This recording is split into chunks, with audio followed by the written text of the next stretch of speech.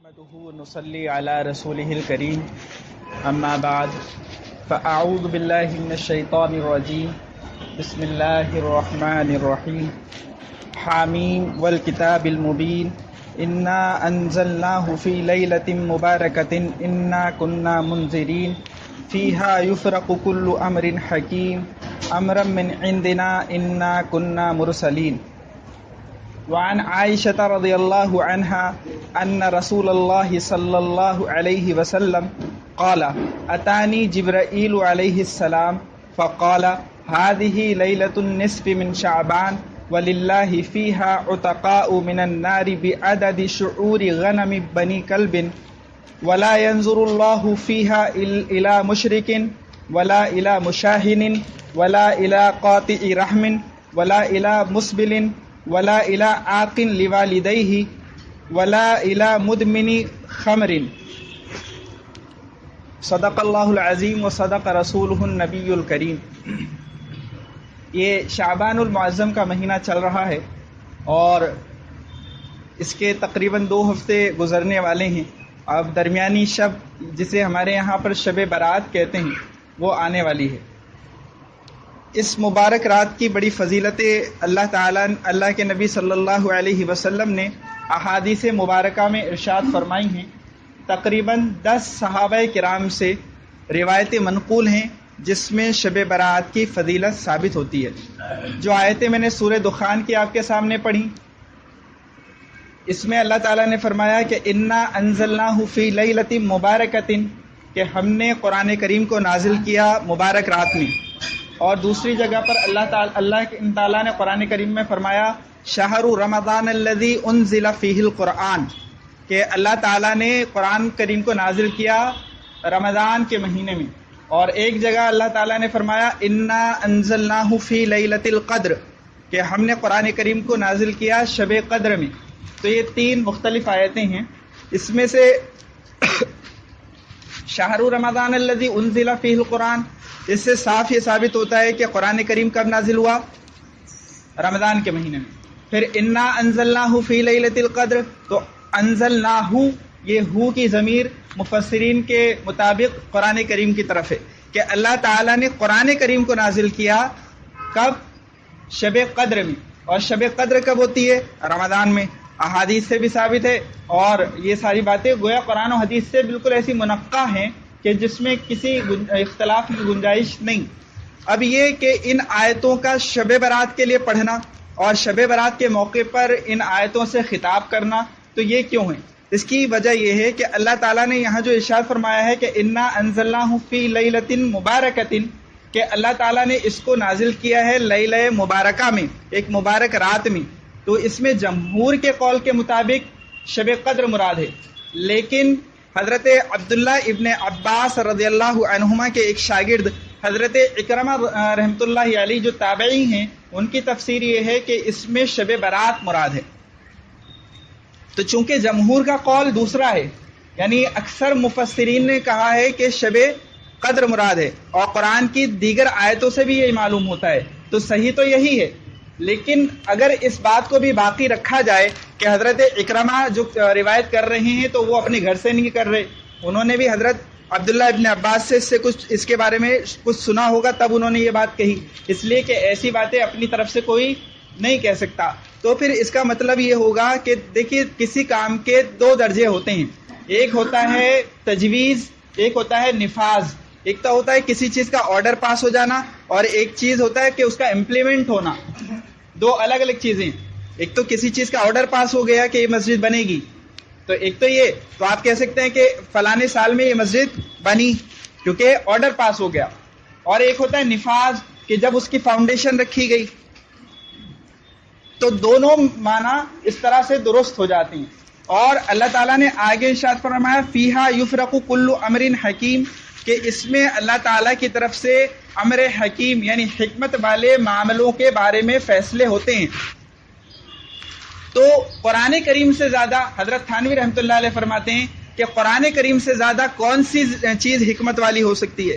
تو اللہ تعالیٰ نے گویا کہ اس رات میں یہ فیصلہ کیا کہ اس سال جو شب قدر آئے گی اس میں قرآن کریم نازل کیا جائے گا۔ کیا فیصلہ ہوا کہ اس سال میں جو شب قدر آئے گی اس میں قرآن کریم نازل کیا جائے گا. دیکھیے قرآن کریم کا نزول 3 موقعوں پر 3 طرح سے ہوا ہے. ایک تو یہ کہ شب براءت میں یہ فیصلہ کیا گیا کہ آئندہ یعنی اس سال رمضان المبارک میں جو شب قدر آئے گی اس میں قرآن کریم نازل کیا جائے گا، یہ فیصلہ ہوا، یہ تجویز ہوئی. اور دوسری بات یہ کہ اللہ تعالیٰ نے جو قرآن میں فرمایا شہر رمضان الذی انزل فیہ القرآن اور انا انزلناہ فی لیلۃ القدر، کہ اللہ تعالیٰ نے اس کو رمضان میں اور لیلۃ القدر میں نازل کیا. اور یہ بھی ہمیں معلوم ہے کہ حضرت نبی کریم صلی اللہ علیہ وسلم پر قرآن کس طرح نازل ہوتا تھا، کبھی ایک آیت اتر جاتی تھی، کبھی کچھ آیتیں اتر جاتی تھی، کبھی ایک سورت اتر جاتی تھی، تو مختلف موقعوں پر. تو یہاں جو فرما رہے ہیں کہ انا انزلناہ فی لیلۃ القدر، کہ ہم نے اسے نازل کیا قرآن کریم کو شب قدر میں، تو اس سے مراد یہ نہیں ہے کہ پورا قرآن اللہ کے نبی صلی اللہ علیہ وسلم کو کمپائل مل گیا، نہیں، بلکہ اس سے مراد یہ ہے کہ لوح محفوظ میں قرآن کریم پہلے سے لکھا ہوا تھا، وہاں سے آسمان دنیا پر اللہ تعالیٰ نے نازل کیا شب قدر میں. اس کے بعد حضرت نبی کریم صلی اللہ علیہ وسلم پر جو پہلی وحی آئی اقرأ بسم ربک الذی خلق، وہاں سے لے کر آخری سورت اور آخری آیتوں تک مختلف موقعوں پر اللہ تعالیٰ مختلف آیتیں اور سورتیں نازل فرماتے رہے. یہ بات سمجھ میں آئی کہ قرآن کریم کس طرح سے نازل ہوا ہے اور قرآن کریم کے کیا درجات ہیں. تو 3 درجوں میں 3 طرح سے قرآن کریم نازل ہوا. ایک تو یہ کہ اللہ تعالیٰ نے فیصلہ کیا، تو فیصلہ کیا تو حضرت تھانوی رحمۃ اللہ علیہ کی تفسیر کے مطابق تجویز ہوئی، فیصلہ ہوا کہ اس شب قدر میں اس شب قدر میں یعنی رمضان المبارک میں قرآن کریم نازل کیا جائے گا. اور پھر اس کے بعد جو شب قدر آئی رمضان المبارک میں، اس میں اللہ تعالیٰ نے لوح محفوظ سے قرآن کریم نازل کیا آسمان دنیا پر یک بارگی ایک ساتھ. اس کے بعد اللہ کے نبی صلی اللہ علیہ وسلم پر وحی کے ذریعے سے تھوڑا تھوڑا قرآن کریم نازل ہوتا رہا. تو اس لیے اگر ان آیتوں کو کوئی شب برات کے موقع پر پڑھتا ہے اور ان حضرت اکرمہ رحمۃ اللہ علیہ کی یہ تفسیر بیان کرتا ہے، تو اگر یہ بات بتلا دی جائے کہ جمہور کا قول تو یہی ہے کہ اس سے مراد شب قدر ہے، لیکن چونکہ ایک تابعی کا اور دیگر مفسرین میں سے ایک گروہ کا یہ ماننا ہے کہ شب برات مراد ہے، تو اگر اس کو بھی بیان کر دیا جاتا ہے تو اس میں کوئی حرج کی بات نہیں ہے. اس کے علاوہ ایک بات یہ کہ حضرت نبی کریم صلی اللہ علیہ وسلم سے احادیث شریفہ میں متعدد روایات ایسی آئی ہیں جس میں شب برات کی فضیلت بیان کی گئی. میں نے بتلایا کہ حضرت نبی کریم صلی اللہ علیہ وسلم سے جو آپ کے نریٹرز ہیں، آپ کے جو راوی ہیں یعنی صحابہ کرام، تو تقریباً 10 صحابہ کرام اس بات کی روایت کرتے ہیں جس میں شب برات کی فضیلت بیان کی گئی. اور حضرات صحابہ کرام کے زمانے میں اور حضرات تابعین کے زمانے میں اس رات سے فائدہ اٹھانے کا یعنی اس میں عبادت کرنے کا معمول تھا. اور خیر القرون قرنی ثم الذین یلونہم ثم الذین یلونہم جو آپ خطبے میں سنتے ہیں، اس کا مطلب ہے کہ اللہ کے نبی صلی اللہ علیہ وسلم فرماتے ہیں کہ سب سے بہترین زمانہ میرا ہے، میرے بعد اس کے بعد میرے بعد والا زمانہ، اور اس کے بعد والا زمانہ، یعنی صحابہ کرام کا زمانہ جس میں حضرت نبی کریم صلی اللہ علیہ وسلم موجود ہیں، اس کے بعد تابعین کا زمانہ، اور اس کے بعد تبع تابعین کا زمانہ. تو جو چیزیں ان 3 قرنوں میں پائی جائیں، جس چیز کا وجود ان 3 قرنوں میں 3 سینچریز میں مل جائے، تو اس کی فضیلت کے لیے اتنا کافی ہے. آئی بات سمجھ میں؟ اور اسی لیے وہ حضرات، وہ طبقہ جو کہتے ہیں کہ شب برات کی کوئی فضیلت نہیں، خود ان کے علماء کرام نے بھی لکھا ہے کہ یہ ان کی ناواقفی اور کم علمی کا نتیجہ ہے. انہوں نے احادیث کو تلاش کرنے میں جستجو نہیں کی. اس میں علامہ ابن تیمیہ اور مولانا عبد الرحمن مبارک پوری اور شیخ ناصر الدین البانی بھی اسی کے قائل ہیں.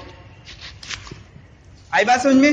تو اس لیے جن لوگوں کا یہ خیال ہے کہ شب برات کی کوئی فضیلت نہیں، تو شب برات کی فضیلت احادیث مبارکہ سے ثابت ہے.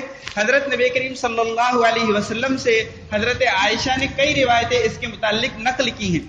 البتہ ایک چیز اور سمجھنے کی ہے کہ شب برات یہ تو ثابت ہے، اس کی فضیلت ثابت ہے. اور کیا فضیلت ثابت ہے؟ کہ اللہ کے نبی صلی اللہ علیہ وسلم نے فرمایا کہ اللہ تعالیٰ اس رات میں بہت لوگوں کو معاف فرماتا ہے، جہنم سے نجات دیتا ہے، اسی لیے اس کا نام ہے شب براءت، کہ وہ رات جس میں جہنم سے براءت ہوتی ہے، نجات دی جاتی ہے۔ شب برات نہیں، شب براءت، کہ جس رات میں اللہ تعالیٰ بہت سارے لوگوں کو جہنم سے آزاد فرماتا ہے۔ کتنے لوگوں کو آزاد فرماتا ہے؟ اللہ کے نبی صلی اللہ علیہ وسلم نے فرمایا کہ مدینہ کا جو سب سے بڑا قبیلہ تھا، تو اس قبیلے کی جتنی بکریاں ہیں، اور بکری کے اوپر کتنے بال ہوتے ہیں؟ ایک بکری کے اوپر کتنے بال ہوتے ہیں؟ لا تعداد، ہم اس کو گن نہیں سکتے۔ تو بنی کلب، وہاں پر ایک قبیلہ تھا جو ریوڑ پالنے میں مشہور تھا۔ اس وقت اللہ کے نبی صلی اللہ علیہ وسلم نے دیگر ریوڑوں کے مقابلے میں بنی کلب کے ریوڑ کے متعلق فرمایا۔ تو یہاں بتانا یہ مقصود ہے کہ لا تعداد لوگوں کو اللہ تعالیٰ اس رات میں معاف فرماتے ہیں۔ لیکن اللہ کے نبی صلی اللہ علیہ وسلم کی مختلف روایتیں ایسی بھی ہیں کہ جس میں یہ بیان کیا گیا کہ ان لوگوں کو، کہ یہ ایکسیپشن ہے، ان لوگوں کو استثناء ہے، ان لوگوں کو اللہ تعالیٰ اس رات میں بھی معاف نہیں فرماتے۔ آج بتانا یہی مقصود ہے کہ وہ کون سے بدبخت لوگ ہیں، کون وہ بدقسمت لوگ ہیں، کون وہ ناہنجار ہیں کہ جو ایسی مبارک رات میں بھی جن کی بخشش نہیں ہوتی۔ حضرت علی رضی اللہ عنہ فرماتے ہیں کہ اللہ کے نبی صلی اللہ علیہ وسلم نے ارشاد فرمایا، ابن ماجہ شریف کی روایت ہے کہ اللہ کے نبی صلی اللہ علیہ وسلم نے فرمایا کہ جب 15 شعبان ہو تو اس میں غروب آفتاب سے ہی اللہ تعالیٰ کی طرف سے یہ اعلان ہوتا ہے، یہ ندا دی جاتی ہے، پکارا جاتا ہے اپنے بندوں کو، ہے کوئی مغفرت چاہنے والا کہ اس کی مغفرت کر دی جائے۔ پھر اعلان ہوتا ہے کہ ہے کوئی اللہ تعالیٰ کے حضور ایسا مصیبت میں مبتلا کہ وہ اللہ سے اپنی مصیبت دور کرنے کی دعا کرے، اس کی مصیبت دور کر دی جائے۔ پھر اعلان ہوتا ہے کہ تم میں سے ہے کوئی ایسا جو اللہ سے رزق چاہے اور اس کو رزق دے دیا جائے۔ تو یہ 3 اعلان ہوتے ہیں کب سے؟ سن سیٹ سے، غروب آفتاب سے ہی ہوتے ہیں۔ تو یہ اعلانات ویسے روز ہوتے ہیں، یہ اس وقت ہوتے ہیں کہ جب ہم میٹھی نیند سو رہے ہوتے ہیں۔ حضرت نبی کریم صلی اللہ علیہ وسلم کا ارشاد ہے کہ ہر روز تہجد کے وقت میں یہ 3 اعلانات ہوتے ہیں، لیکن ہمیں اس کی پرواہ نہیں ہوتی۔ سال بھر انتظار کرتے ہیں ہم، شب برات آئے گی اس وقت عبادت کریں گے۔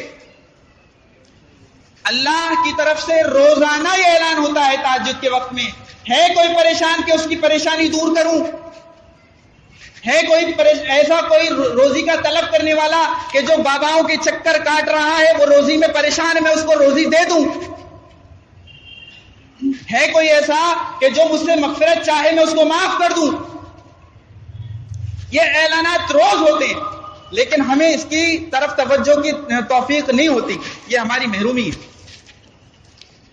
شب برات شب قدر کے ہم پلہ رات نہیں ہے، لیکن شب برات شب قدر کے بعد سب سے افضل رات ہے۔ اس کی افضلیت کی اور اس کی فضیلت کی وجہ یہ ہے کہ اور راتوں میں تو یہ اعلانات کب ہوتے ہیں؟ صبح صادق کے وقت، تہجد کے وقت، لیکن شب برات کی خاصیت ہے کہ غروب آفتاب سے ہی اللہ تعالیٰ کی طرف سے یہ اعلانات شروع ہو جاتے ہیں۔ عام مغفرت کا اعلان، ہے کوئی معافی چاہنے والا، ہے کوئی روزی مانگنے والا، کوئی بھکاری ہے جو میرے سامنے اپنی جھولی پھیلائے میں اس کی جھولی بھر دوں، کوئی رزق چاہنے والا ہے، کوئی پریشان حال ہے۔ یہ روزانہ اعلانات ہوتے ہیں، لیکن ہمارا معاملہ یہ ہے کہ جو نعمتیں اللہ کی طرف سے عام ہوتی ہیں ہم اس کی قدر نہیں کرتے۔ جیسے پانی عام ہے، ہم اس کی قدر نہیں کرتے، نل چل رہا ہے اور پانی بہہ رہا ہے۔ ایک حدیث، اللہ کے نبی صلی اللہ علیہ وسلم یہاں جتنے بیٹھے ہیں تقریباً سب نے بات سنی ہوگی کہ مسجد نبوی میں 40 نمازیں پڑھنے پر کیا ملتا ہے؟ کیا ملتا ہے؟ ہاں، نفاق سے بری ہونے کا سرٹیفکیٹ ملتا ہے کہ جو آدمی مسجد نبوی میں 40 نمازیں پڑھے وہ آدمی ایسا نہیں کہ جو ایمان کا اظہار کر رہا ہے لیکن دل میں اس کے ایمان نہیں۔ اللہ تعالیٰ کی طرف سے اس کو یہ سرٹیفکیٹ ملتا ہے، اس کو یہ سند دی جاتی ہے، اس کو یہ پروانہ دیا جاتا ہے کہ یہ آدمی ان میں سے نہیں ہے۔ تو ہمارے دل میں چلتے ہیں اے اللہ ہمیں بھی مسجد نبوی کی حاضری نصیب فرما دے اور ہمیں بھی وہاں پر 40 نمازیں اس طرح پڑھنے کی توفیق نصیب فرما دے. جب حاجی جاتا ہے مکہ المکرمہ میں تو پھر مدینہ منورہ بھی جاتا ہے اور وہ اہتمام کرتا ہے اس بات کا کہ 40 نمازیں مسجد نبوی میں پڑھے. لیکن کیا آپ کو اللہ کے نبی صلی اللہ علیہ وسلم کی وہ حدیث یاد نہیں؟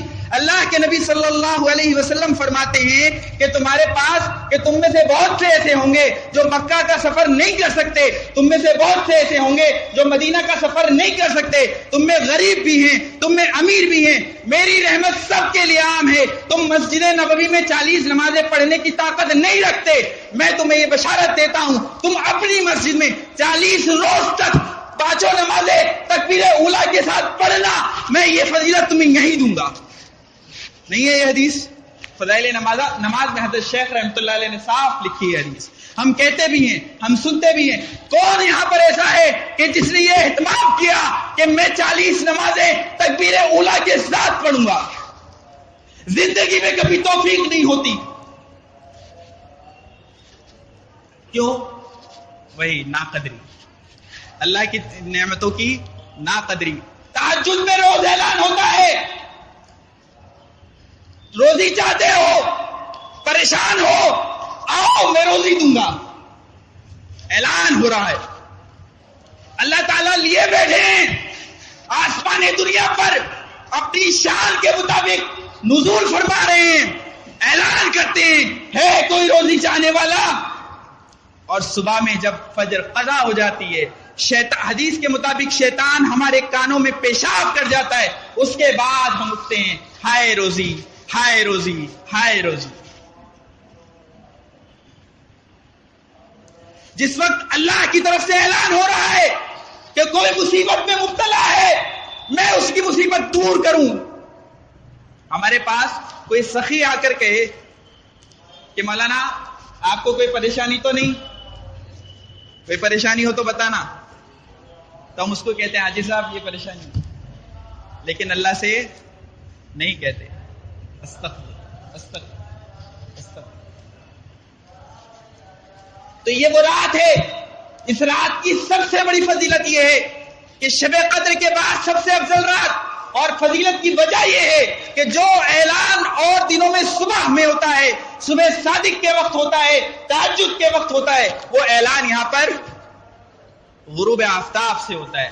اب یہاں پر بھی ہماری ناقدری. کیا ناقدری؟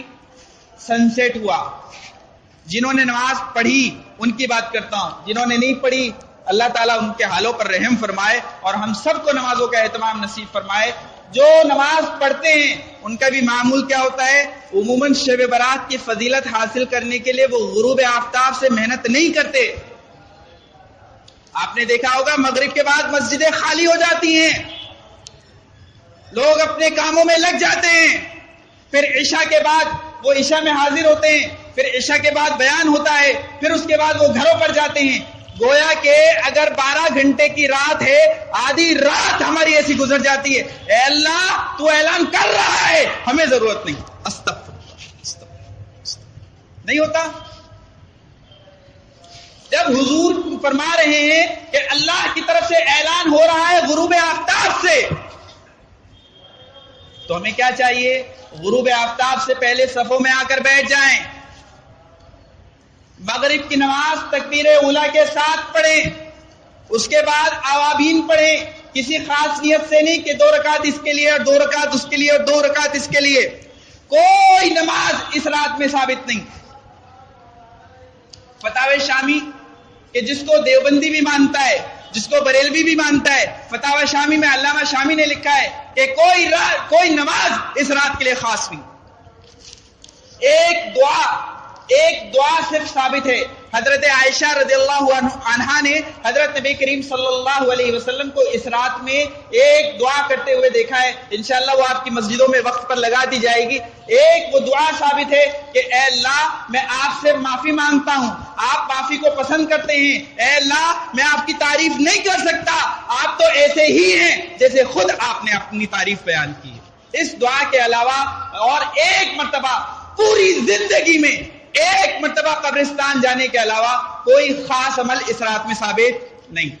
اور رات میں قبرستان جانا بھی سن لو کہ قبرستان جانا بھی حضور سے کیسے ثابت ہے کہ حضرت نبی کریم صلی اللہ علیہ وسلم آرام کرنے کے لیے لیٹے ہیں، حضرت عائشہ کی آنکھ لگ گئی، پھر ان کے بعد انہوں نے دیکھا کہ حضور پاس میں نہیں ہیں، وہ تلاش کرنے نکلی، چپکے سے گئیں تو دیکھا کہ مسجد نبوی میں بھی نہیں ہیں، اور اس کے بعد جنت البقیع تک گئیں تو پتہ چلا کہ حضرت نبی کریم صلی اللہ علیہ وسلم وہاں پر مرحومین کے لیے دعا کر رہے ہیں۔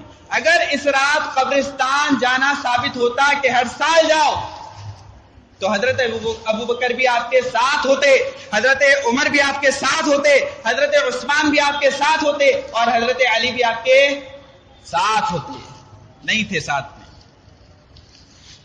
تو آپ ان خلفائے راشدین سے زیادہ سنت پر عمل کرنے والے ہیں، سنت کے جاننے والے ہیں۔ تو اس رات میں کیا چیز بتلائی میں نے کہ صرف ایک مرتبہ زندگی میں حضور قبرستان گئے، مرحومین کے لیے ثواب کرنا، ایصال ثواب کرنا بہت بڑی چیز ہے، لیکن کسی وقت کو، کسی رات کو، کسی دن کو طے کرنا حضور سے ثابت نہیں ہے۔ آپ یہیں سے کر دیں۔ ایصال ثواب کا مطلب کیا ہوتا ہے؟ ثواب پہنچانا۔ میں کہا کرتا ہوں کہ دیکھو ثواب پہنچانا اتنا آسان ہے۔ بعض لوگ آتے ہیں، مولانا میں نے قرآن شریف پڑھا، یہ بخش دیجئے۔ میں نے کہا آپ نے پڑھا، آپ بخش دیجئے۔ تو مجھے پتا نہیں کیسے بخشتے۔ میں نے کہا کہ آپ کا اکاؤنٹ ہے اللہ کے یہاں، منی ٹرانسفر کیسے کرتے ہیں؟ آج کل تو ماشاءاللہ سبھی آن لائن لگے ہوئے ہیں، تو کیسے کرتے ہیں؟ IFSC کوڈ پتا ہے، اکاؤنٹ نمبر پتا ہے، بھیج دیجئے۔ ایسے ہی ہوتا نا۔ تو اس نے جس کو آپ بخش رہے ہیں اس نے لا الہ الا اللہ پڑھا ہے، اسی پر مرا ہے، اور آپ زندہ ہیں، آپ نے بھی لا الہ الا اللہ پڑھا ہے، IFSC کوڈ پتا چل گیا آپ کو، آپ جو یہاں پڑھیں گے وہاں پہنچا دیں۔ اللہ نے کسی کو نہیں رکھا پیچھے۔ آئی بات سمجھ میں؟ تو ایصال ثواب جو نیکی کرنا چاہیں آپ کریں، دل میں ارادہ کر لیں اللہ اس کا ثواب فلانے کو پہنچا دیں، پہنچ جائے گا انشاءاللہ، کوئی جھنجھٹ نہیں۔ الدین یسر، اللہ نے دین کیسا بنایا ہے؟ آسان بنایا ہے۔ اب مجھے جو خاص بات بتلانی تھی وہ یہ حدیث جو میں نے خطبے میں آپ کے سامنے پڑھی، اللہ کے نبی صلی اللہ علیہ وسلم فرماتے اتانی جبرائیل علیہ السلام، میرے پاس جبریل علیہ السلام آئے، فقالا، آپ نے فرمایا ہذہ لیلۃ النصف من شعبان، یہ 15 شعبان کی رات ہے، وَلِلَّهِ فِيهَا اُتَقَاءُ مِنَ النَّارِ بِعَدَدِ شُعُورِ غَنَمِ بَنِي كَلْبٍ، اللہ تعالیٰ اس رات میں لوگوں کو معاف فرماتے ہیں بنی کلب کی، بکریوں کے بالوں کے برابر لوگوں کو۔ پھر فرمایا وَلَا يَنظُرُ اللَّهُ فِيهَا إِلَى مُشْرِكٍ، اللہ تعالیٰ نظر کرم نہیں فرماتے اس پر جو اس کے ساتھ کسی کو شریک ٹھہرائے، چاہے اس کی ذات میں شریک ٹھہرائے، چاہے اس کی صفات میں شریک ٹھہرائے، اللہ اس کی طرف نظر کرم نہیں فرماتے۔ اللہ الصمد، اللہ کی جیسا کوئی نہیں، اللہ کی صفات کسی میں نہیں۔ شب برات ہے، کسی اور کو سجدہ کرتے ہو، اللہ نہیں نظر کرم فرمائے گا۔ کسی اور کو سمجھتے ہو کہ اولاد دیتا ہے، اللہ تعالیٰ نہیں نظر کرم فرمائے گا۔ دوسرا فرمایا وَلَا إِلَى مُشَاحٍ، کہ جو کینہ رکھتا ہے اپنے بھائی سے، دل میں ایک جلن رکھتا ہے، میں آج تجھ سے بدلہ نہیں لے سکا، کل میں تیری جگہ پر پہنچوں گا، تجھے نقصان پہنچاؤں گا، اللہ نظر کرم نہیں فرمائے گا۔ دل صاف رکھو، اللہ کی محبت چاہتے ہو دل صاف رکھو، گندے برتن میں دودھ نہیں رکھتے، گندے دلوں میں اللہ کی محبت کیسے آئے گی؟ شب برات ہے، اتنے لوگوں کو معاف کیا جا رہا ہے، تجھے نہیں بخشوں گا، معاف کروا کے آ اس سے۔ دوسرا فرمایا وَلَا إِلَىٰ قَاطِعِ رَحْمٍ، قطع رحمی کرتا ہے۔ اللہ تعالیٰ فرماتے ہیں حدیث قدسی میں کہ جو رشتہ داری جوڑتا ہے میں اس کو جوڑتا ہوں اپنی رحمت سے، اور جو رشتہ داری توڑتا ہے میں اس کو اپنی رحمت سے کاٹ دیتا ہوں۔ روزی میں برکت چاہتے ہو، رشتہ داریاں جوڑو، ماں باپ کو چھوڑ کر بیٹھے ہو، پھر کہتے ہو میری روزی کسی نے بندھوا دی. خدا کے ڈپارٹمنٹ میں کوئی دخل دے سکتا ہے؟ روزی اللہ دیتا ہے، کون بندھوا سکتا ہے؟ کیا فرمایا کہ جو آدمی رشتہ داری توڑتا ہے رحمت کی نظر نہیں کرتے اللہ. پھر فرمایا ولا الی مسبل، کہ جو آدمی اپنے کپڑوں کو جو مرد اگر مرد ہو اللہ کے نبی صلی اللہ علیہ وسلم فرماتے ہیں کہ اگر مرد ہو تو تمہارے ٹخنوں پر تمہارے کپڑے کا کوئی حق نہیں. فرمایا جو کپڑا ٹخنوں سے نیچے لٹکتا ہے بدن کے جس حصے پر پڑتا ہے، بخاری کی روایتیں ہیں، جہنم میں جلے گا. یوں ہی بس لٹکا لیا. یورپ والوں کو دیکھو، انہوں نے تحقیق کی، وہ ٹخنوں سے اوپر رکھنے لگے. تم نبی کے امتی اپنی پینٹوں کو ٹخنوں سے نیچے لٹکاتے ہو. حضرت عثمان امان لے کر آئے مکہ المکرمہ میں، وہاں پہ کہا کہ مجھے طواف کرنا ہے. جس نے امان دی تھی وہ ساتھ میں آیا. اللہ کے حضرت عثمان کی کپڑے ٹخنوں سے اوپر تھے، وہاں رؤسا بیٹھے ہوئے تھے. وہ کونی مار کر کہتے عثمان یہ رئیس لوگ بیٹھے ہیں کپڑے نیچے لٹکاتے ہیں، ذرا نیچے کر لے لنگی. کیا کہا عثمان نے؟ اترکت سنت لحبیبی لہؤلاء الحمقاء، ان بے وقوفوں کی وجہ سے اپنی نبی کی سنت چھوڑ دوں. آج ہمارا کیا حال ہے؟ نظر کرم نہیں فرماتے جو کپڑا نیچے سے ٹخنے سے نیچے لٹکاتا ہے. فرمایا ولا الی عاقل والدیہ، جو اپنے والدین کا نافرمان ہے، یہاں پر لمبی لمبی رکعتیں پڑھ رہا ہے، ان کے سامنے آوازیں تیز کرتا ہے، ان کی بات نہیں سنتا، اللہ نظر رحمت نہیں فرماتے. تیری جنت ان کے پاؤں کے نیچے ہے. تیری جنت تیرا باپ ہے. ان کو ٹھیس پہنچاتے ہو، یہاں جنت طلب کرنے آئے ہو. نظر کرم نہیں فرماتے. پھر آگے فرمایا کہ ولا الی مدمن خمر، کہ جو آدمی شراب کا عادی ہو اللہ تعالیٰ اس پہ بھی نظر کرم نہیں فرماتے.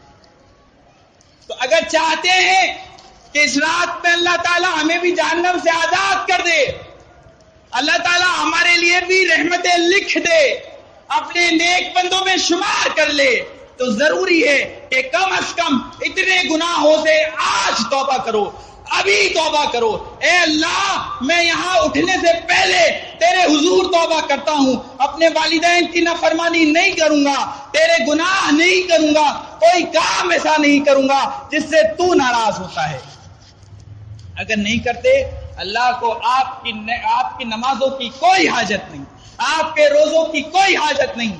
اللہ کے نبی صلی اللہ علیہ وسلم فرماتے ہیں، بخاری شریف کی حدیث ہے، اتق المحارم تکن اعبد الناس، حرام کاموں کو چھوڑ دو سب سے بڑے عبادت گزار ہو جاؤ گے. اور ہم کیا سمجھتے ہیں؟ آج صلاۃ التسبیح پڑھ لی عبادت گزار ہو گئے، اور اگر 2-4 دن ریگولر صلاۃ التسبیح پڑھی بس جبریل آتے ہی ہوں گے. گناہوں سے توبہ کرو، حرام کام چھوڑ دو، تب جا کر تم اللہ کے نبی صلی اللہ علیہ وسلم ڈیفائن کر رہے ہیں، اتق المحارم تکن اعبد الناس، گناہوں سے بچو، حرام کاموں سے بچو. اللہ کو تمہارے نوافل کی ضرورت نہیں ہے. اللہ تعالیٰ ہم سب کو اس پر عمل کرنے کی توفیق نصیب فرمائے. ایک مسئلہ سن لیں کہ بہت لوگ یہ پوچھا کرتے ہیں کہ شب برات کا روزہ کیسے رکھنا ہے. دیکھو ایک بات تو یہ ہے کہ حضرت علی کی روایت ہے کہ جو آدمی اس رات میں عبادت کرے اور اگلے دن روزہ رکھے تو اس کو فضیلت حاصل ہوتی ہے. تو اس روایت کی بنا پر ہمارے علماء دیوبند نے بھی تقریباً 10 علماء نے اس 15 شعبان کے روزے کو سنت اور مستحب لکھا ہے. لیکن اس کے ساتھ ایک اور روزہ ملانا جیسے محرم میں کیا جاتا ہے تو وہ یہاں نہیں ہے. البتہ اگر ایک سے زیادہ کوئی روزہ رکھنا چاہے تو رکھ سکتا ہے، لیکن محرم میں صرف ایک روزہ رکھنا 10 محرم کا مکروہ ہے، لیکن یہاں پر صرف ایک روزہ رکھنا 15 شعبان کا مکروہ نہیں ہے. صرف 15 شعبان کا بھی رکھ سکتے ہیں. کوئی چاہے تو 14 اور 16 کا رکھنا چاہتا ہے رکھ سکتا ہے، اس لیے کہ شعبان میں نفل روزے زیادہ سے زیادہ رکھا کرتے تھے حضور صلی اللہ علیہ وسلم. اور کوئی چاہے تو بہت اچھا طریقہ یہ ہے کہ ایام 20 کے طور پر 3 دن روزے رکھ لے، 13، 14 اور 15 شعبان کا. اس کے علاوہ اس روزے سے متعلق کوئی خاص حکم نہیں ہے. اللہ تعالی ہم سب کو عمل کی توفیق نصیب